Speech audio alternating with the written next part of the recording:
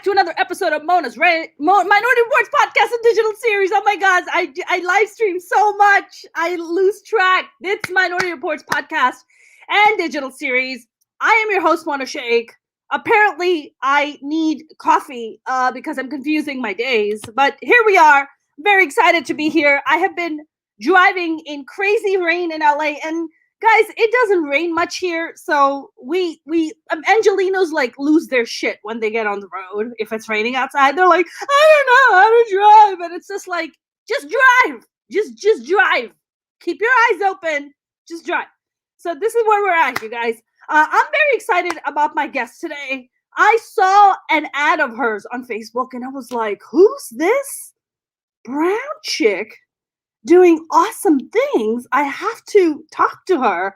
And then sure enough, I reached out to her and she was kind enough to respond to me and say, yeah, I'll come and talk to you. So I'm very excited about my guest today. She's a tech coach, or as I like to call her, tech coach goddess. And she's a startup founder of Code-Free App Launch.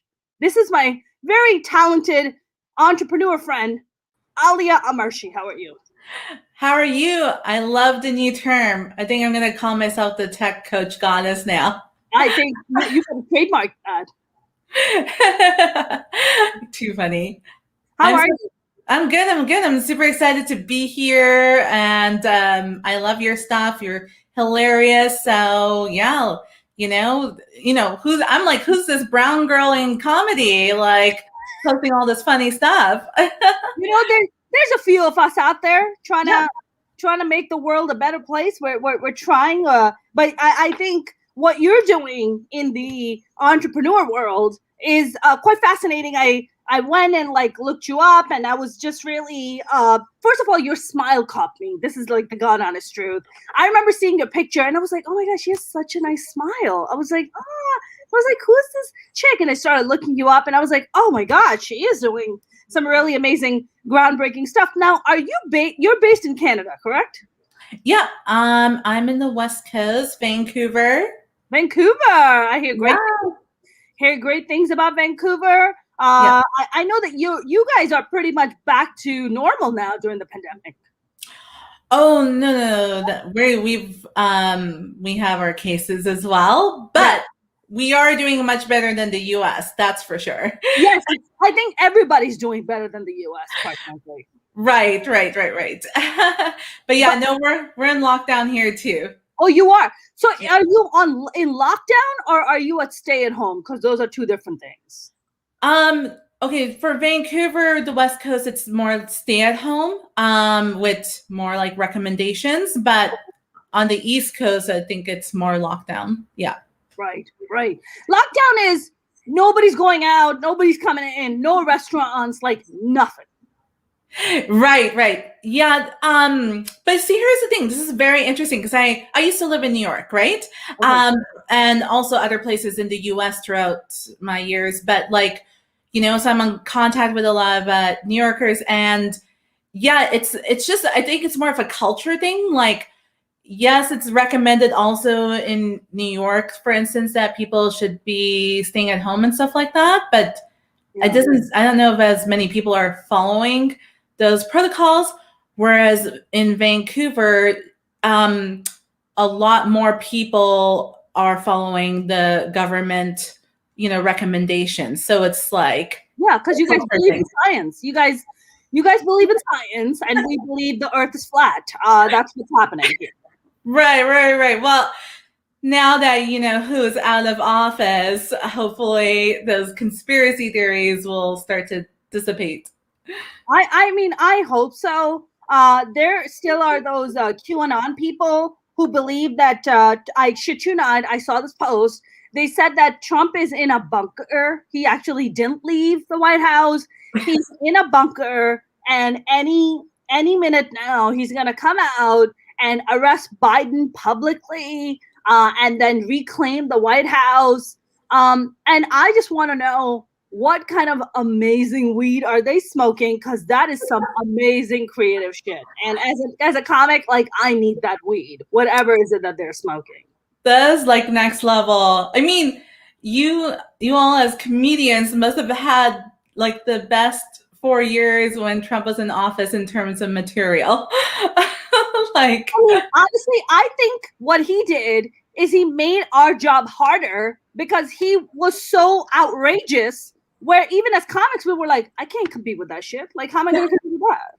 This is like ridiculous what he's doing. I can't compete with this kind of madness, you know?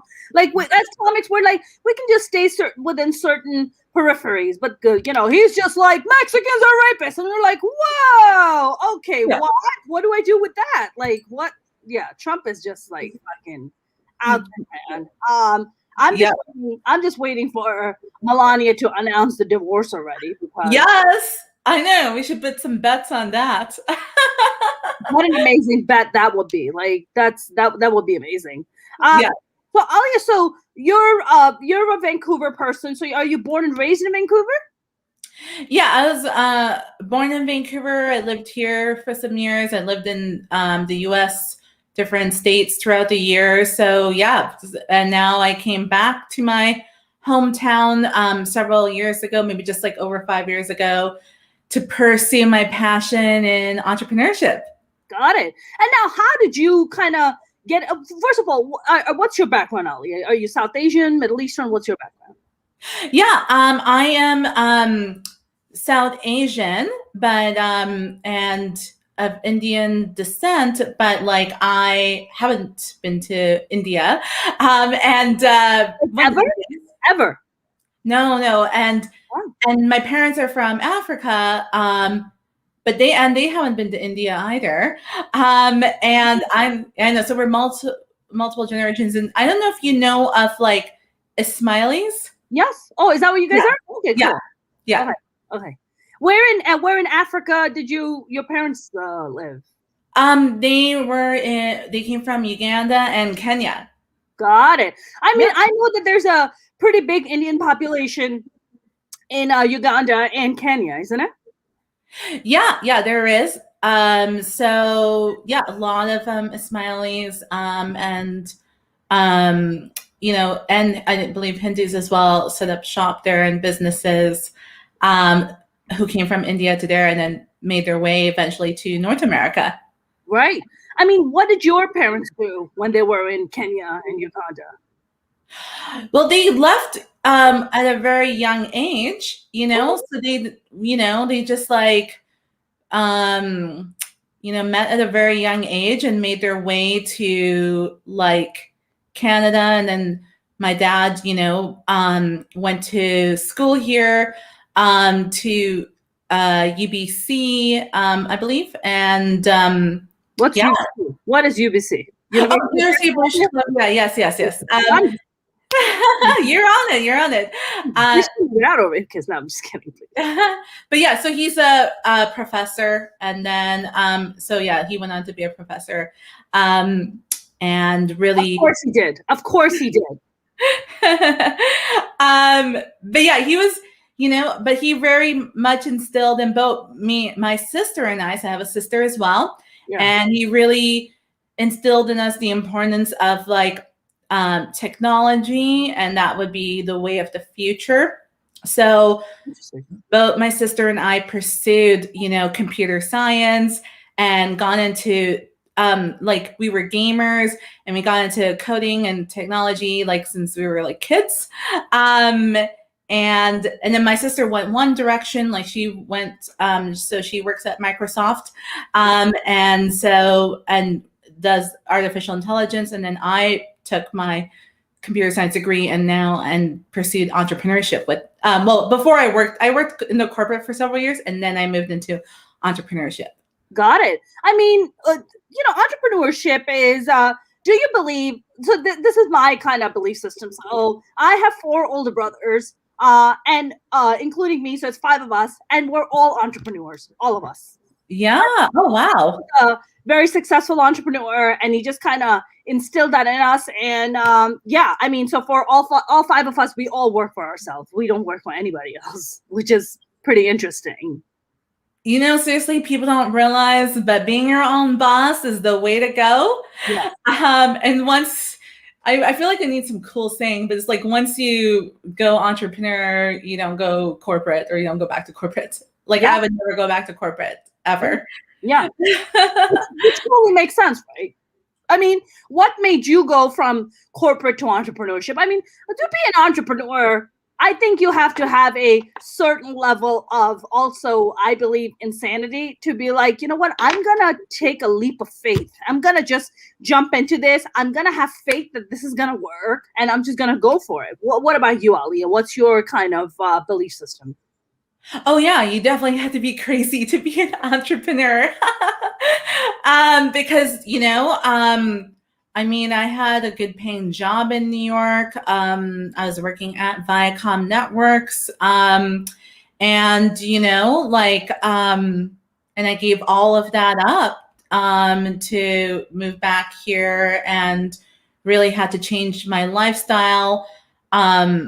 And really had to sacrifice a lot of things, and had to live in a state of uncertainty for the first couple of years, because I really had no clue what I was doing, and was not getting any results. And it was very, depressing and devastating. So like with all of that, like you really have to have that there is a certain kind of craziness, but in a good way, but also a certain level of grit to like push through that. And I just my purpose and my why and my mission, and just it really comes down to your why. Like, what do you really want to do in life, and what is your greater purpose? You leverage that to be able to push through years of uncertainty and like failures and no results, to get to like a certain level. I mean, when you started, did you start your startup with the code-free app launch? Is that what you're referring to when you started and you were kind of facing all these challenges? No, the first startup was a different business. It was called Ask a Techie. And it totally evolved. And, this is part of my story, and part of my struggle, right? So I really, just like so many other people, thought when you are trying to build a tech startup, it's all about the technology, and it's all about like pitching and finding investors and finding co-founders and building a team and doing all this legal documents and financial, like all of this stuff that really is actually what it's not all about.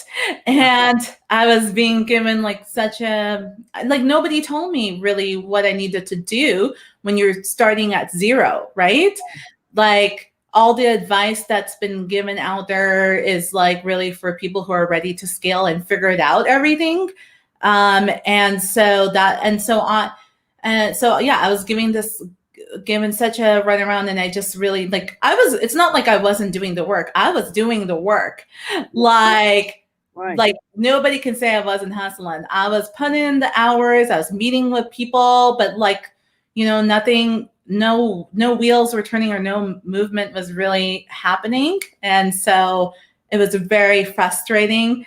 And then I finally, cracked the code and figured out something.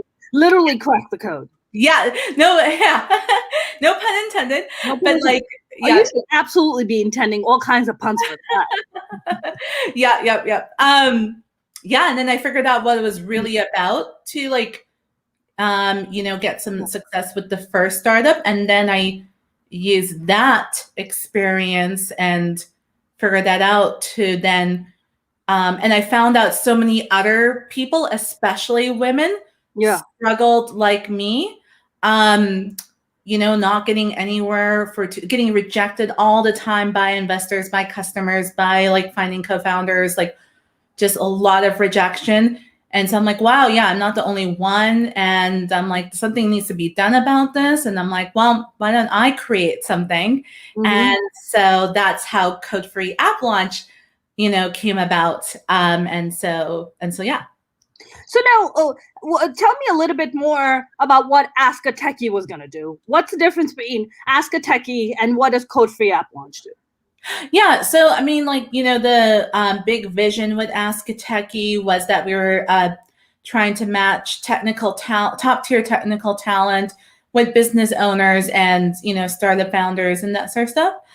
So like an upscale version of Upwork, if you've ever heard of that platform, and focus on technical talent and doing some sort of intelligent matching. But anyways, again, it didn't come like, even though I had a platform built, like nobody came through the platform. It really came through just like really understanding who your ideal customers are and what their painful problem is and what is your unique solution that's better than the competition, and just going out there and talking to customers and building those relationships and then getting the sales that way, right? And so many people hide behind thinking that all of these barriers, like the technology and the investors and co-founders and all this stuff, is needed before they can do all that. Right. And I'm here to like break all those myths that you do not need any of that stuff, right? And so especially again for women, sorry if I'm going off on it, like thing, but there's so much I gotta say. I ask you these questions. I mean, I want to know. I'm very interested in everything you're saying. Okay, awesome. So like so women are hugely underserved and underrepresented in the tech startup world, where less than 10% of tech startups and innovative app ideas are founded by women. And, in terms of all venture capital that's raised, less than 3% is received by women, and less than 0.02% is received by women of color. So these numbers are abysmal. And like, it makes me really, mad. And so I'm like, there's got to be a way. And that's why I created my program, where I wanted to help empower and educate aspiring women entrepreneurs, especially women and women of color, to break into tech and build their app ideas that gets customers without all of the unnecessary barriers. So we can do this without pitching investors, without paying for developers, without finding co-founders, without hiring marketing agencies, and without even learning how to code. All of the barriers have been removed. Right. I mean, that sounds really amazing, but how long have you had? So do you still have access to Ask a Techie, or did you just kind of move on to Code Free at launch? Yeah, I moved on to Code Free because I just saw the opportunity here that so many people were having the same problem as I did. And I'm like, wow, there's something here. And I ran an idea experiment, which is something that I teach, in my program, to run quick and dirty experiments to see if something is there. And then I was able to and I'm like, oh, there is something here. And I was able to get my first happy paying customers, is what I call it, within like 60 days before I even launched anything. Wow. And so this is something I teach as well. Like, you don't need anything to launch and to get those really, you need something to launch, but like, you don't need anything to get those first customers and even those first paying customers. Right, because as entrepreneurs, when you think of entrepreneurship, you're just like, we're talking about a lot of capital, we're talking about a team, we're talking about, oh my God, do I have to bring people on payroll? Do I even have the funding to take care of it? Can I bootstrap it? I mean, it sounds like in your case, you were just like, I have access to all these free resources where I can actually build my business and I can teach other people to do the same. Yeah, it's like, it's not, I wouldn't call it free resources, because that's also what gives people the runaround, because it confuses people. And that's why it's good to have a structure with a program and guidance from a coach, which is what I provide. And which is also what helped me, because so many of us think we can also try to figure this out on our own with the free resources. And that's what keeps us going in circles. And so you really need, like, one of the game changers for me, after just being, in this world for a couple of years, was, two game changers happened, was reading a ton of books. I'm a total book nerd. And so now I've read almost 200 books on business, mindset, and technology. So I call that my triple threat approach, which I include in my program. But the other game changer was I started, investing in online coaches with their own programs. So it was a course and the coaching combined. And so those two things were plus my own experience. All three were like the game changers that helped me accelerate my progress. And so, yeah, you don't want to go through the free route. That's how people get stuck too. You need a step-by-step plan, and you need that, guidance exactly right on a regular basis from a coach to make sure you're on the right track.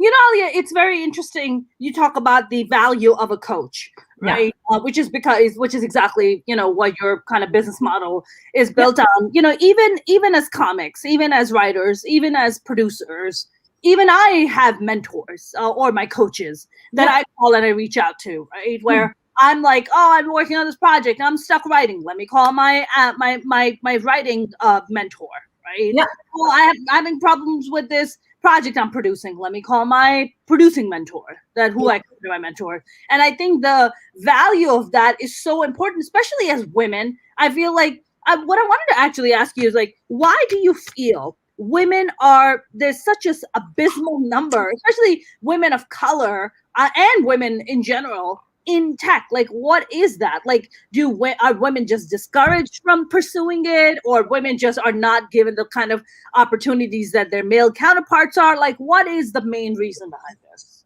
Yeah, I mean, this is an ongoing discussion, but I think there's several factors at play here. First of all, there's just not enough representation.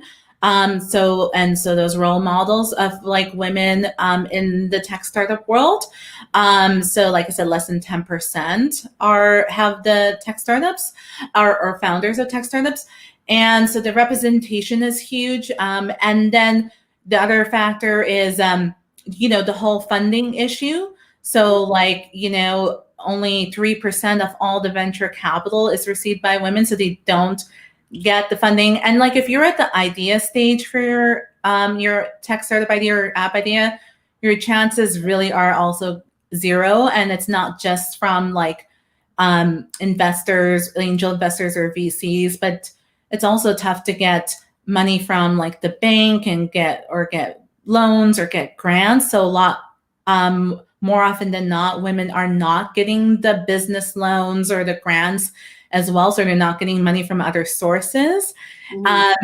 And then, they're also not really also getting as much of the men.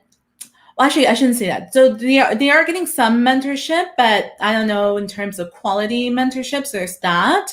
Yeah. And also, but more importantly, so this is a huge topic also in this space, is that they don't get what's called champions or sponsors. I don't know if you've heard of that term before. Yeah, I think of champions in terms of, I have younger female comics who look up to me, who I kind of mentor. I do mentor them. So I champion them. Champion, hey, you should go apply for this gig. Oh, hey, why don't you go and talk to let me connect you to so before, like things like that. So how does it work in the tech world? What does that mean in the tech world? Yeah, so this is something, women don't get as much of, and this is why the tech startup world and a lot of these places in tech is a boys club, is because men will, promote other men more often in terms of like referring people to their business, talking about them on social media, like, just like promoting them left, right, and center. So like going out of their way to tell their network about, other guys in the boys club, right? Whereas women don't get that really as much at all. So they don't have those champions. So they have a lot of people that will just like help them a little bit behind the scenes, but women just are not getting, and this is like a huge topic, women just don't get as much people that are willing to put themselves out there. Like they don't get those champions that are willing to put themselves out there to help the women, get the help they need in terms of like potential clients or customers or partnerships or promotions or whatever. Yeah. I mean, I want to ask y'all, like, so you're saying that if you're a guy in the tech world and you have an idea for an app, your chances of getting funding through a sponsorship or through champion or whatever are higher. So if you're a guy and you have an idea for an app, they'll just fund you. Is that what you're saying? Or is that challenging as well? That's right. So now here's the thing. So there's another thing, like, if you are only another stat that's that I've seen, and it could be something along this lines, but let's just say only really, here's the other thing, only maybe like 1%, maybe at most a couple, 3% or whatever of all app ideas or tech startup ideas get funding. So whether you're male or female. So people think everybody's getting funding when the chances are like 1% or maybe a couple percent, but it's very, very minuscule. And so, but for some reason, everybody is being promoted these old school ways, which is like, if you have an idea, spend all your time putting together pitch decks and pitching investors and doing all that, which makes no sense, because why would you think that if you've only got like less than a 1% chance, whether you're male or female, to get funding for your tech startup idea or your app idea? Right. I mean, I would think that if you have an app idea, wouldn't you wanna, and please, I'm completely ignorant of this story, so please do tell. But I would think, like, I'm approaching it as if I approach what I do, right? So if I want to develop an app, I have an idea, I'm just like, all right, let me find out what it's going to cost just to even come up with some kind of prototype of what it would be like, and what is it going to cost me? Whatever X amounts of dollars cost me, 2,000, 3,000, whatever. And I try to go and be like, hey, this is what it would look like. But if you give me more money, this is what it could look like. Yeah, that's again all part of the old school ways. And I understand why you would say that, because that is the message that is out there. Yeah. And but the thing is, people who really understand the space, which is how I got my own champion, very successful champion, and he's working out deals with people who understand the space, that is the wrong way of doing things. Even the Silicon Valley methods advise not to do things like that, right? Which is part of the whole lean startup movement. But for some reason, people think that's what you need to do, but that's the totally wrong way of doing things. Because, and especially now, there's a whole no-code movement coming into play. So that's why that's becoming. What is a no-code movement? What is that? So basically, there's a ton of apps and tools out there that you can use to quickly knock out your app idea without any code. And you can even knock out some sort of tech product and get those paying customers even without an app. And people don't realize that. And this has become very mainstream. The no-code movement is becoming mainstream, but the awareness is not so mainstream yet, because people are stuck on those old school ways. And the quotes that people get to build an app is really $20,000 to $100,000. So that is the average cost or the range, really. So that's what it does take to build an app, which is very expensive and makes sense if you don't have your customers. So it's a waste of time to get those quotes or estimates, because you should not be spending that money or building any app, even a prototype, to test things out. You have to really, it all starts with the foundation, and this is called your value proposition. And so you have to really identify who your ideal customers are and what is their painful problem and what is your unique solution that's better than the alternatives. And so this is all part of the new innovation method. And so when it comes to innovation and technology, it's very different than how standard businesses are done. And it's like kind of one of those things. It's like, think of it, the analogy here that I like to give is like, think of it like, building a house, right? So if you're building a new house from scratch, right? So everybody, like when people think of designing an app, they think about just the fun features of like, oh, these cool features and these pretty designs of how their app is going to look like. Well, that's like trying to build your house and trying to decorate it, with all the like furnishings and the pictures and everything when you don't even have your house built, right? So that's why this is a problem. Everybody's working on it backwards And no, you have to get the house built first, which is your foundation, which is your value proposition, which I talked about, which is the ideal customers, painful problem, unique solution. My God, Aliya, I think I've been building a house all wrong. I got the couch, the pillows, the rug, and I was like, this is gonna go really well in my house, but I don't have a house yet. Right. So that makes that makes a whole lot of sense. So now, how long have you had Code Free app launch for? Yeah, I'm going into my third year now, so I'm at the start of my third year. Wow.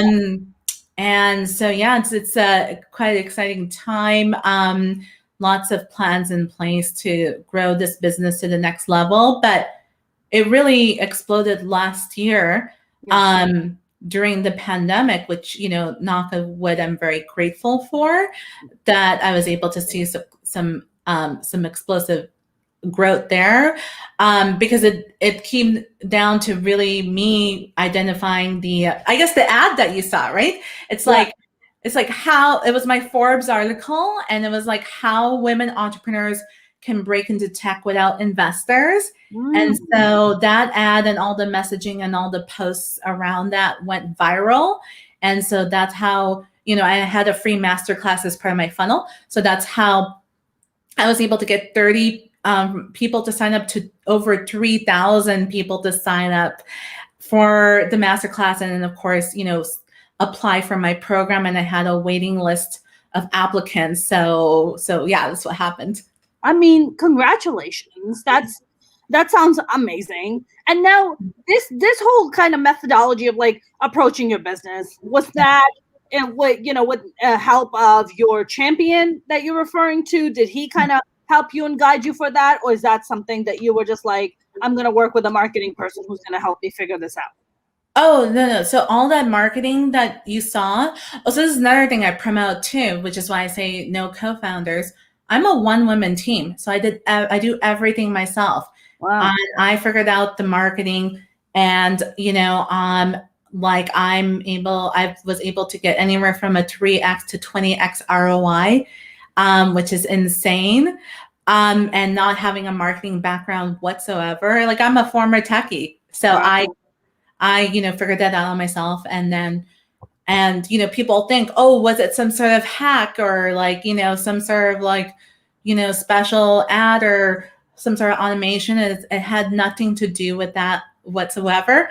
It comes down, which you'll hear me repeat a lot, to your value proposition. So once I nailed that and that whole messaging around that, that's how everything exploded. And then, my champion has just come on board for this year, who I'm very excited about. And he's working on some amazing partnerships, which, I had to keep like under wraps right now. But, it seems like they're already going through, and it's going to really take Code Free app launch to the next level this year. I mean, it all sounds really amazing. I mean, you sound like the tech version of me, because I'm a one-woman show and I put on these big shows, and I put together these red carpet events and bring on all this all these media coverage and all that stuff. And people are like, oh my God, Mona, who does all this marketing for you? I'm like, I do my own marketing. And it's exactly what you said. So when you talk about value proposition, right? Yeah. In the comedy world or in the artist world, it's about, hey, what are you offering that's so unique that your competition is not offering? Right? What is that need that I have figured out that other people haven't? And how do I reach my audience? Right. And you probably talk a lot about your niche as well, which is what we talk about as well. It's it really comes down to that. If you can speak to your audience's struggles and in your case, make it humorous, and then they will totally gravitate towards it.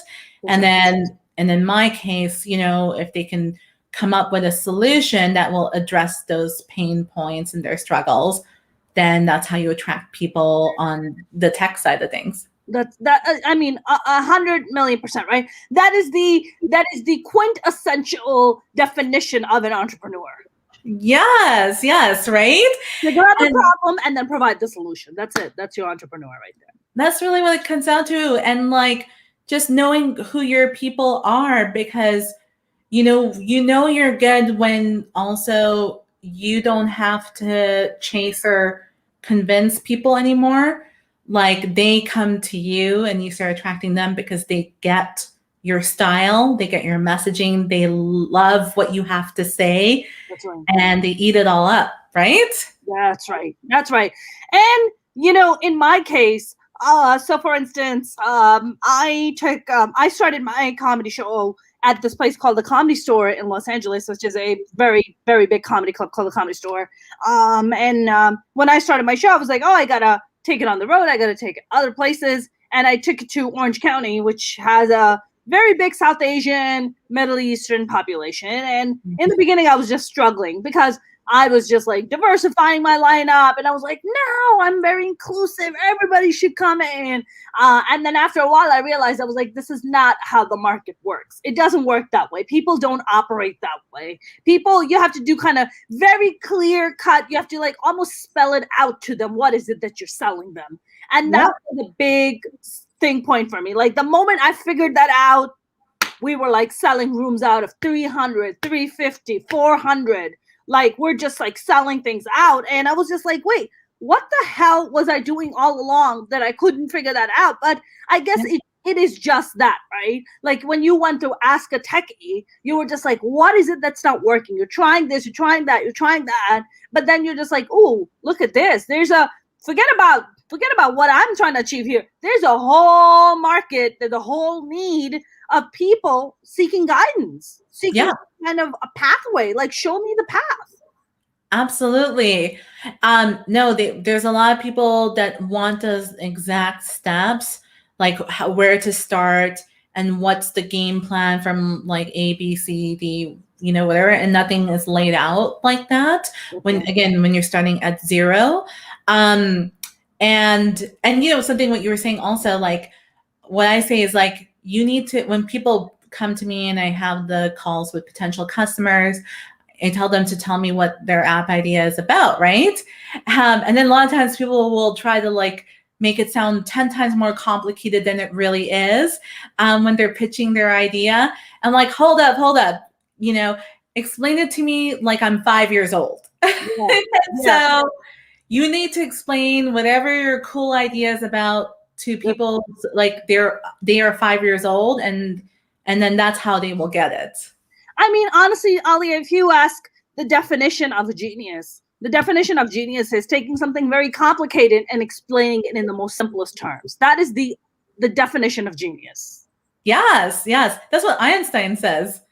That's what I said. Okay, well, that's what you say too. Of course, Mona. Thanks. No, I love everything that you're doing. Now, your clientele, is it mostly just in North America or is it kind of across the globe? Yeah, it's mainly in US and Canada. And so I just wanted to focus more here. I mean, I do get people coming across the globe, but I'm really focused on the Canadian and US markets right now. I wonder, Aliya, like, is this such tech disparity, like gender disparity in the tech world? Is it just a North American problem, or is that happening globally? I wonder. Oh yeah, I think it's a global issue for sure, right? So yeah, I don't know which country would be like is any country in Europe is just like we have a shit ton of women in tech. Like, is there any country that's doing that? Yeah, it's like more and more women are making their way, but I feel like this is just a problem that's worldwide. I don't know if there's any particular country that's doing better in terms of like having women in tech. I don't know about that stat. Got it. I mean, I wonder, when you say women in tech, we're talking about across the globe, across the board, in the sense that we're talking about coding, we're talking about like what are we referring to when we say there aren't enough women in tech? Like, if you go in the IT world, I see a lot of women in IT, but what does that mean exactly when you say that? When I say that, I'm really specifically referring to women in the tech startup world, so women tech entrepreneurs. So that's very what I'm speaking to specifically, but also women in tech in general. But in general, meaning like not the because there's a lot of tech supporting roles, but and yes, maybe that's what you might be referring to, but it's like we're talking about women, who are actual, like, say, engineers, programmers, coders, or maybe technical. There's like other roles like technical product managers and stuff like that. So data sciences, that sort of stuff. So women in that type of tech is also, the representation is not that large either. But for me, I focus on women in the tech startup world and women trying to become tech entrepreneurs. It's when you were talking about how during the pandemic your business has just like just blown up and in a very, very great positive way. Do you feel like I feel like a lot of people have had the opportunity during the pandemic, including myself, to just kind of sit back and really kind of reprioritize and look at things and being like, what can I do? What is it that I can do? What are my fears? Like, what are the things that are holding me back? Do you feel that it was also because of the fact that women maybe who had been wanting to do it kind of had like, a moment where they're like, you know what, I can do this. Like, this lady here can help me find a path and I want to do this, but I've been just so fearful to do it. Yeah. I think it's just very interesting things that happened all at the same time. So I really, because when I got my messaging right, finally, like, don't get me wrong, I still was able to get customers and what have you prior to perfecting my message. And, that breakout article of how women entrepreneurs can break into tech. But yeah, so the timing of that is very interesting. So like when that message that I figured out with that Forbes article actually coincided with the pandemic lockdown. So like end of March, April. So that actually both happened at the same time. So I don't know. It's like the stars aligned for you, Aliya. It just somehow aligned exactly at the same time. So I can't say like, what if I had figured out that messaging prior to the pandemic, what the numbers were, but yeah, it just kind of worked out that way. But I think what I do say to people, trying to encourage women to pursue their passion of becoming a tech entrepreneur or their like amazing app ideas that they might have, like now is the time more than ever to do this because everybody is stuck at home. And more people are online and more people are open to trying new things and innovating.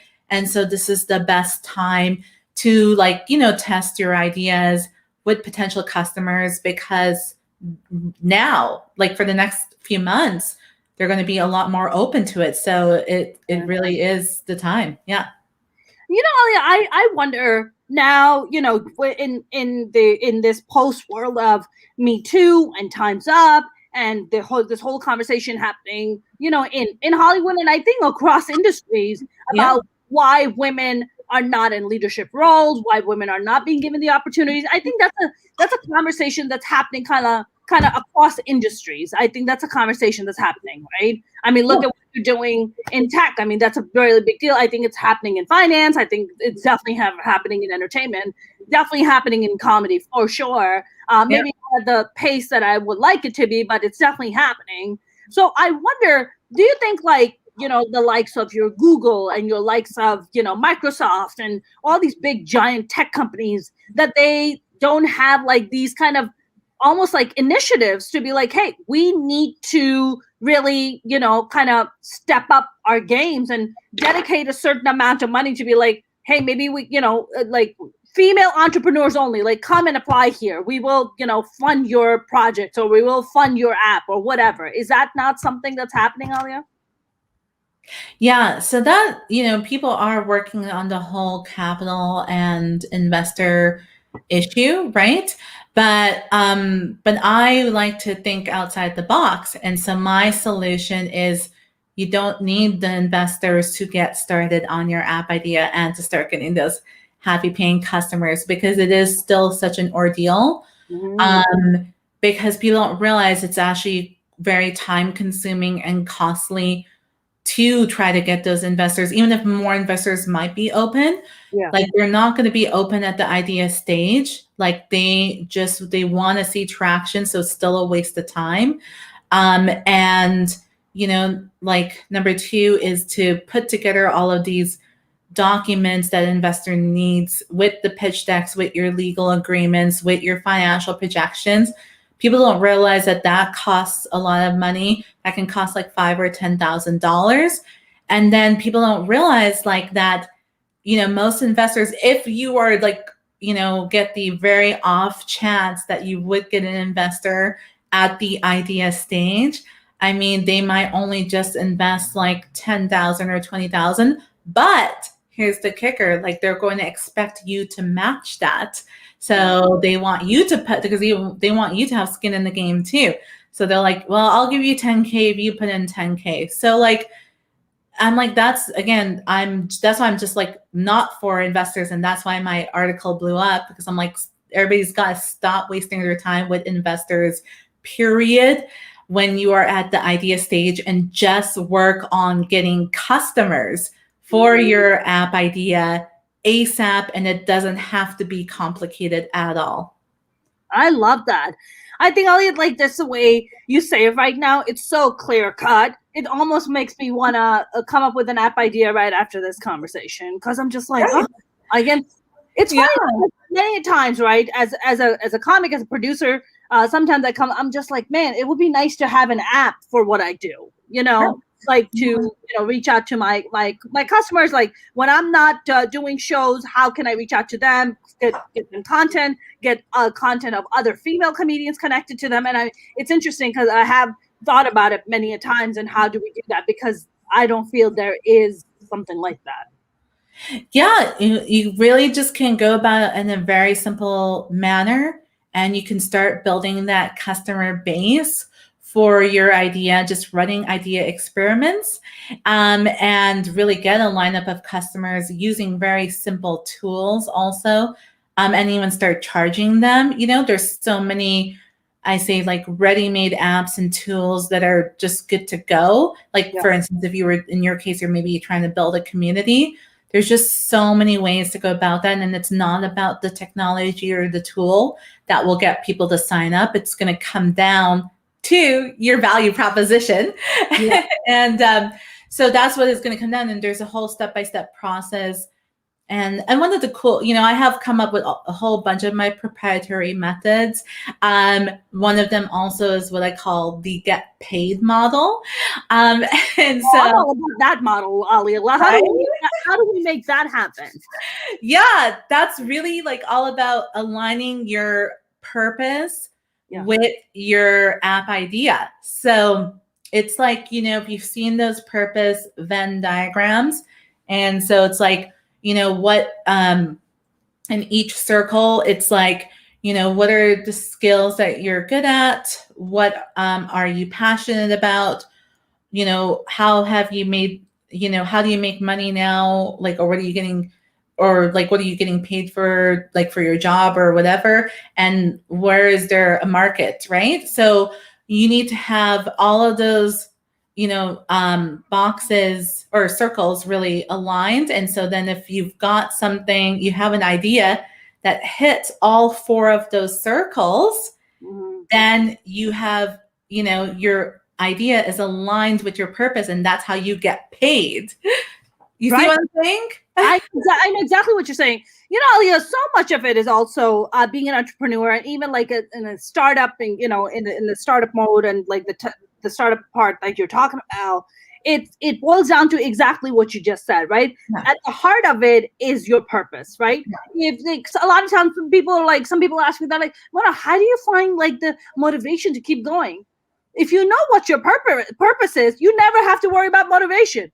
I don't need Tony Robbins coming in telling me like I should be motivated. And then, don't get me wrong, I love Tony Robbins. Yeah. But I'm just saying I don't need constant pumping because I know what my purpose is. I know I'm aligned with my passion. I'm aligned with like I know what I need to do because that is my purpose. So I totally get that. I feel like to be an entrepreneur, there's the hard part that then not hard, the heart, right? The heart. Yeah, which is the purpose part that you're referring to. Because once you have that heart and that, and the alignment with the mind of like, oh, I have an idea and this is my purpose, and you're completely in alignment, that's when the magic happens. Absolutely. And that's why that's one of the first things I cover. But it's like, people feel like, I love what you said. I'm glad that you get this, is that, external motivation is great, whatever, to hear Tony Robbins or like the Gary V's or Marie Forleo's and all of these folks, right? But when you know your why and your purpose is aligned with your app idea, like you will be internally motivated at all times. That's right. Whether things are going well or whether things are going bad, like you will have that internal motivation. Precisely. Because at the end of the day, the question is why? Why do you want to do it? Yeah. Like, why am I putting myself through all this torture, with getting rejections? Because you're going to get rejected a lot and you're going to make lots of mistakes. You're going to do a lot of failures. Trust me. I've been in this business for way too long. Like, rejection is like, it's like commonplace, rejection is like the most common thing. I mean, for me, Aliya, I had a comedian friend recently get a really big gig, and she wrote something that really touched me. She said, "What's meant for you will always be yours. No one can come and take it from you." And it really touched me when I read that, and I was just like, it's so true. What is meant for you will always be yours, right? It is specifically for you. And I feel like as an entrepreneur, and even like in whatever thing you want to be successful at, I think the core of it is, what is your purpose? Why are you doing it? Absolutely, right? This is, I think, something every entrepreneur in whatever industry needs to like ask themselves. But I feel like also even just anybody in any sort of career needs to ask themselves, like, if you don't know your why and you don't have your purpose and you don't have a mission, you don't have a vision, that's how you're just going to get lost, right? And or complain about getting up for your job every single day. Oh, I got to go to this job. Well, then don't do it. Don't do it. Quit. Oh my God, Mona, I swear, like some of my pet peeves are just people who frickin' complain about shit. Like, sorry, I didn't mean to swear, but I guess that's okay here. Oh, no, we say whatever the fuck we want here. Because, this is my swearing side. It comes out every so often, especially when I get like riled up. But it's just like, you can totally curse. I mean, I don't have a problem. I mean, you should hear some of my other podcasts. But yeah. Yes, I did actually hear. So yeah.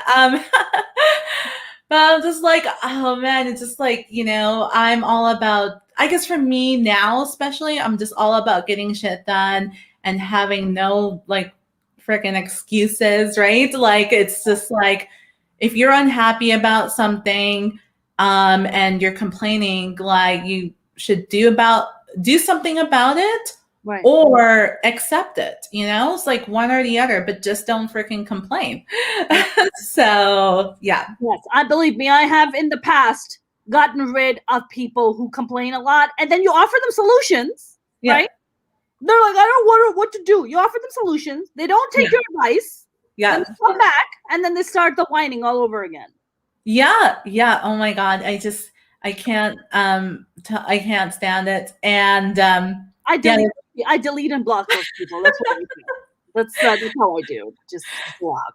I don't you take it to a whole other level. Honestly, Aliya, like, one thing I've learned, I don't know if this is happening for you. The older I'm getting, my tolerance for bullshit has decreased so drastically. Yeah. Especially during the pandemic, where I'm like, fuck this. Like, no tolerance for toxic people trying to make excuses for none of that shit. You do not add value in my life. I don't add value in my life. We can end this right now. Absolutely. You know what? Like, I think, yeah, that definitely has happened a lot more as I've gotten older. And to just like, yeah, purge the toxic people, and if it was not a purge, maybe just like accept that some people just like left, right? And be okay with that. Right. And I think that happened a lot. I give thanks. I give thanks when they leave on their own. I'm like, I know, it's like I'm really afraid of like some people. Like, bye-bye. I'm like, yeah, no, that's a relief when that happens in that scenario. But yeah, it's just like, I think it was very tough, when I left New York to come back to my hometown of Vancouver, because, I had a great, fun, life in New York. It was a party 24/7. Yeah. And, right? You don't want to talk. Well, you're in LA. So yeah. I'm a New Yorker. I grew up in New York City. Right, that's what I thought. Yeah. When were you in New York? Because I wonder if we were in New York at the same time. I think we probably were. I mean, okay. I was in New York from 1998 to 2010, 2011. Okay, yeah. I arrived in New York in 2008, and I left, I believe, in either 2014 or 2015. Yeah, something around that time. Yeah. I feel like I might have seen one of your acts live. I feel like, because I love comedy and shows, and I feel like I went to so many, and New York has so many comedy clubs and shows, so I felt like the best comedy scene in the world is New York. Yes. The best. Nobody does comedy the way New York City does comedy. Nobody. No, they don't. No, I really missed that. I mean, oh my God. So yeah, it was when I go to New York and when I do shows, I mean, I pull in about 4 to 5 shows a night. Like, that's, oh wow, it's a lot. I feel like I feel like I just feel like I've seen you live, because I'm very much into comedy, and all that sort of stuff. So I feel like I might have, it's possible. But yeah. So I left that really fun. It was a fun time in New York. But it's like, I guess why, I left, because I just also felt I had a lot more, a higher purpose, and I felt like I hadn't reached my highest potential.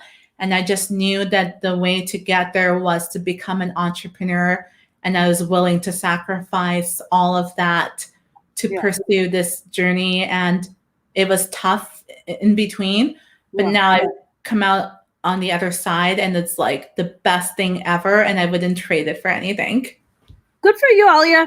I often ask myself this: can entrepreneurs be made, or is that some sort of a genetic makeup you have, where you have this risk-taking gene in you, where you're just like, I'm gonna risk it. I'm gonna risk it all and just go for it. Like, how do you? Is there an entrepreneur gene? Or is there a roadmap to entrepreneurship?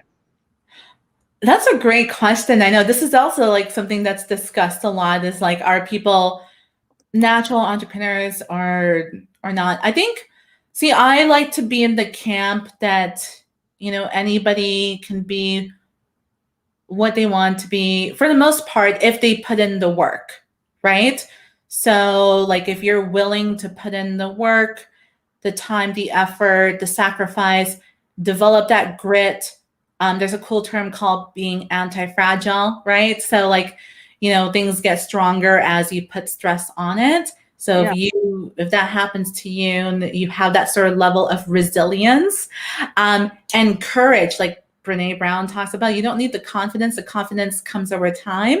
So and that decisiveness, I'm like, I'm going to do this no matter what. I'm not going to quit. I'm going to put in the courage, or have the courage to do these things and face my fears. Like, yeah, I feel like it's like those things can be, I know it's hard to say. Nobody knows, right? Like, is it something I like to think it would be something you can develop. For myself, felt like I was put to the test, at a younger age, with a lot of things where I had to be resilient through lots of hardships. So I felt like I think people who have hardships when they're younger, it does help them because face hardships as they get older. So I feel like that helps if you were so maybe not genetic, but just kind of like experiences at a younger age can help you when you are at an older age. When you talk about hardships, I mean, I think I know a thing or two about hardship.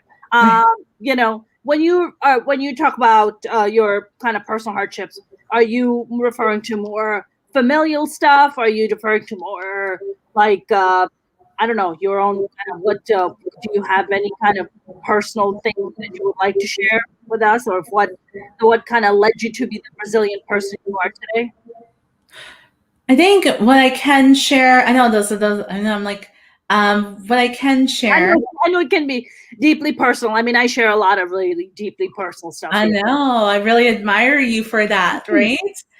I think just, like at a young age, just say being like, let's just say like just being maybe like rejected by peers and stuff like that, right? So like having that level of rejection when you're young, helps you then, I guess, increase your rejected as in they don't want to be friends with you. They don't want to guide you. They want to, like, they're bullies. Like, what are you referring to? Yeah, like that, right? When I was like a lot more younger, right? So, so I think then your rejection tolerance develops. You got bullied in school. Is that what happened, Aliya?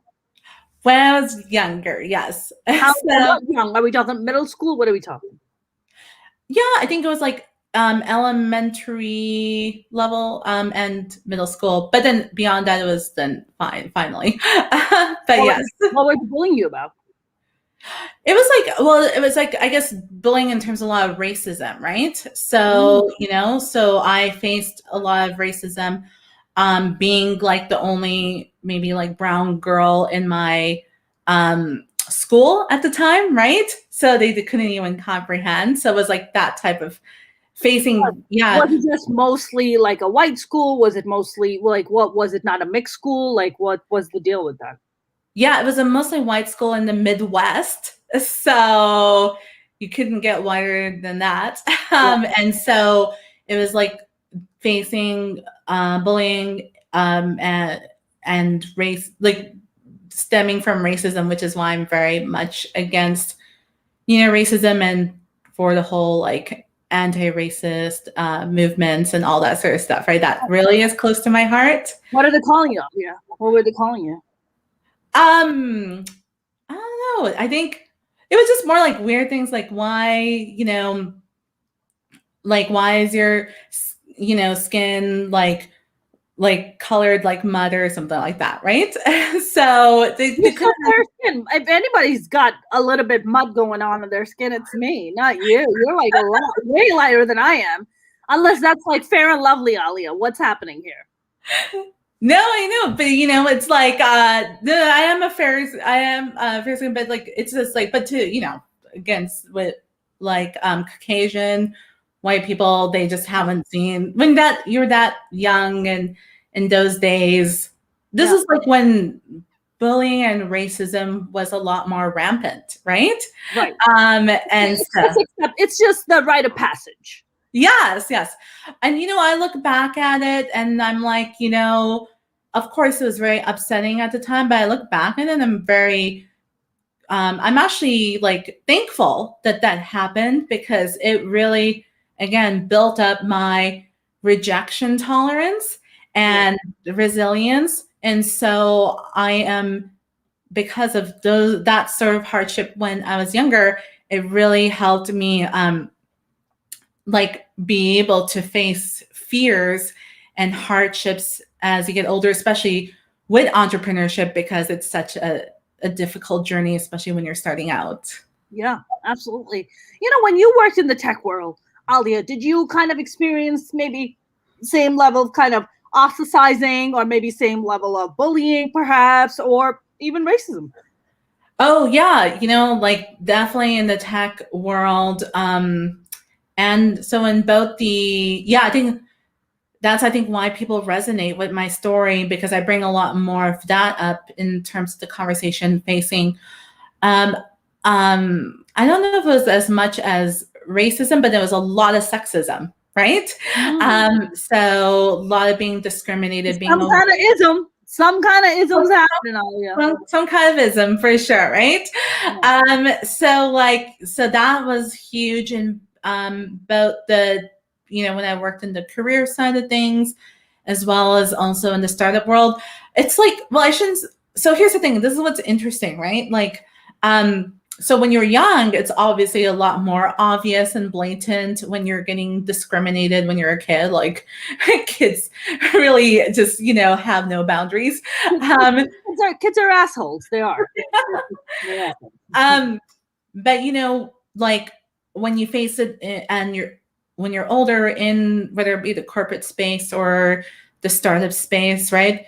It's a lot more like discreet. And this is pre-Trump, I think maybe, I don't know, post-Trump, who knows, right? They're all coming out of the closet in that regard. But anyways, but yeah, it's a lot more. They were at the Capitol Hill riots. That's what they were, right? So, but yeah, it's like, different things like not getting, paid at the same level, not getting maybe certain projects, a lot of people like not being, I was like a manager in certain situations and just not having like some of the people wanting to kind of cooperate or work together or do things. Yeah. So it's tough in that way. Yeah. It's interesting, Aliya, I'm listening to you. And I've had a few female directors on here. And they've directed like some big projects, like big shows, Yeah. And one of them I was talking to and I asked her and she was like, yeah. I was like, tell me a story about, you showing up and she was like, yeah. I mean, she's like, I showed up on set and they thought that I was like the costume person or something. And she was like, no, I'm the fucking director of this project. Like, seriously. And then the lead male actor was giving her a hard time. He was like, no, I'm not going to do it this way. You're the director. And she was like, I am the captain of the ship, right? Yeah. Now, whether you may not like the fact that I'm a female director, but I am the captain of the ship and you are going to listen to what I have to say, right? So that's a challenge. Like when a man walks in, whether he's in the tech world, whether he's in entertainment, whether he's in finance, immediately he is given respect. He's immediately given a position of authority. It's automatic, right? Yeah. But if Aliya Amershi walks in as a manager, all of a sudden she's dismissed or her credibility is being questioned. Is she really good at what she does? Did she sleep with someone to get this role? Like this part, like, to get this position? Like, well, how did she get here? Like, what's so special about her that she has to be the manager? But if Aliya was a dude walking in, immediate respect.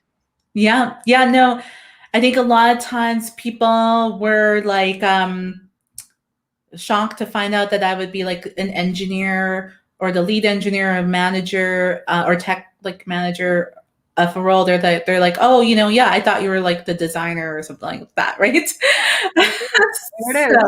It's every industry, Aliya. It's just I was talking to a friend today and I was just like, man, at what level does it stop?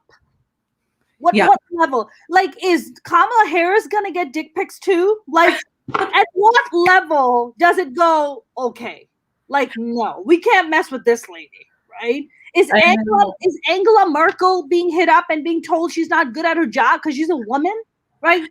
At what level does it end for women is the real question. I don't even know because, like there was that whole thing even with was it with President Biden's wife, Jill Biden, right? Right. Remember that asshole who wrote that article and called her a kiddo? Kiddo. But he was like making such a big deal about her using doctor in her title, and because she's a PhD, right? I'm like, for freaking like years and years and years, men have been referring to themselves as doctor when they're a PhD, because and now all of a sudden a woman is like, prominent and they're like, oh, she shouldn't be called a doctor. Like, hell, like what the hell are you talking about? We have a rapper named Dr. Dre. Nobody's ever asked him if he's a doctor. Yeah. Nobody's ever asked Dr. Dre if he's a doctor. Exactly. Right? There was like no You're one not allowed to was imagine if like Cardi B came out and was just like Dr. Cardi B, and they'll be like, "You're not a doctor." Well, we got fucking Dr. Dre. exactly. Oh my god, that's so funny. It's so true, right? People don't make a big deal about these things until women start doing it and women of color. Then they're like, "Oh, hold up, wait a second, we gotta check you." Right. When men have been doing Where this are for your credibilities? Let me look through your resume. Oh, yeah. Well, is that really though? Is that really something that you know what? Oh yeah, I say shut the fuck up is what I say. right. You I'm know, with it's you. like I don't need to prove myself to you. That happens to me sometimes. You know, I'll be at shows. I'll be at a comedy club doing shows, and there's some dude sitting up there with, he's been laughing every time a dude showed up. But the moment I show up or a female shows up, he's like, how's his arms? It's like, Yeah. so I make it a point to turn to them and I'm like, sir, I just want you to know I don't give a fuck about your validation. I just want you to know that. And then just carry on with the rest of the room. It's like with every other comic, every other male comic, you've given them validation. And then, I mean, I can definitely tell you, I've experienced that in brown rooms, especially like South Asian or like Middle Eastern. Not all of them, not even near. But I've definitely been to rooms where I've seen when the male comics go up, oh, they get all the applause and all the praise. And the moment I get up or I talk about something edgy, oh God, no, oh, she just, and I love to flip those people off. That's my favorite. Yeah, no, absolutely, right? Like, no, I think yeah, it's fun to kind of like shock and awe folks and really kind of break those stereotypes and break the norms and break the barriers. That's Why right. not? Yeah. That's right. So Aliya, what's your kind of vision with what you're doing? Do you want to take this global? I mean, look, India has a massive, amazing group of talent, especially these amazing women, amazing women. South Asia, Pakistan, Bangladesh, Sri Lanka, Nepal, and even in the Middle East. Is that something that you're looking to expand into? Right. Yeah. It's like I have a lot of like major visions and dreams, maybe like that. It's like years out. Like, so there's like the grand vision, and then there's like the sort of plan for the next year, right? Yeah. And so for me, like, I want to hit like in terms of numbers, like 7 figures in revenue. And then it's like, okay, because that's like really the kind of baseline you need.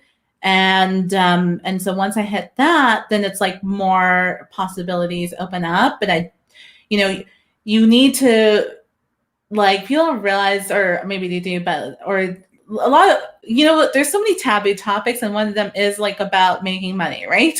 And and it's just like, no, you need to talk about these things because you do need some of the money and some sort of baseline in order to like make a change and make a difference and disrupt the world. You can obviously do things prior to that, which is obviously what I'm already doing, but like to really take things to the next level, like you need to hit some sort of baseline. And so that's like my immediate goal. And then, beyond that, yeah, like this is kind of something where it could go global.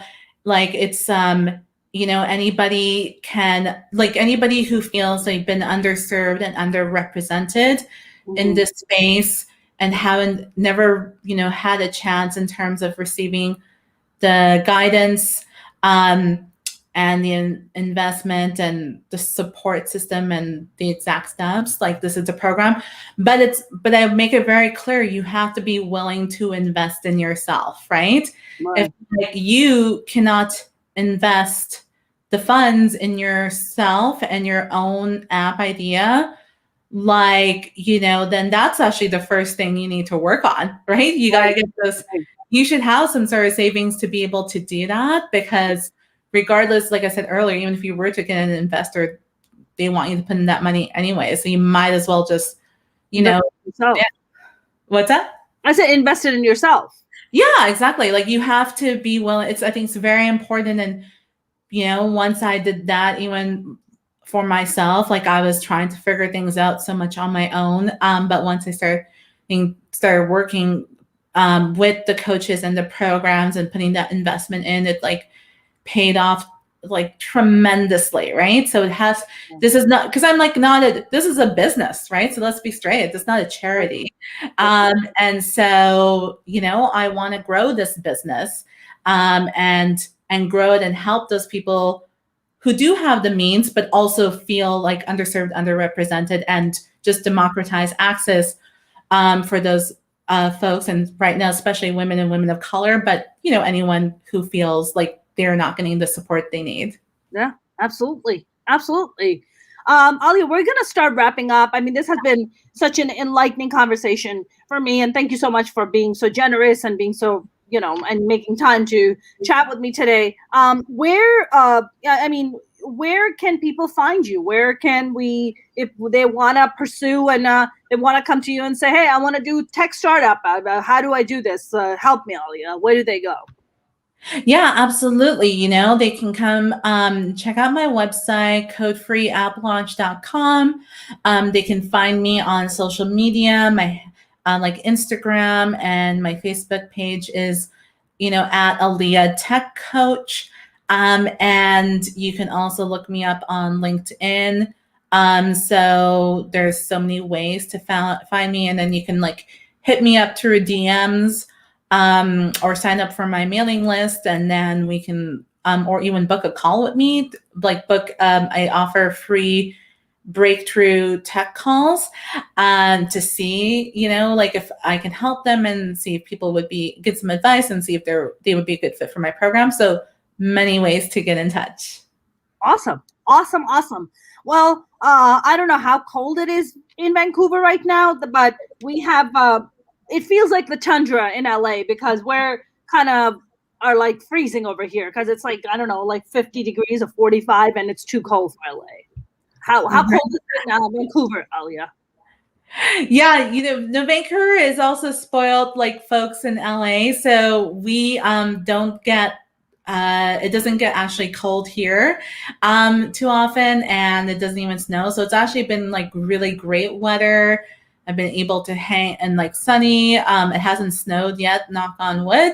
So I've been able to hang out on my deck and overlook the city while it's like being, at home. So it's thank goodness it's not that bad in terms of weather. Awesome. Well, I'm glad. Well, yeah, thank you very much for this. Maybe I'll bring you on another live stream to talk about some more tech stuff, but thank you so much, and really thank you for what you're doing. I mean, you really are just kind of changing the course for women being tech entrepreneurs. So thank you for doing what you do.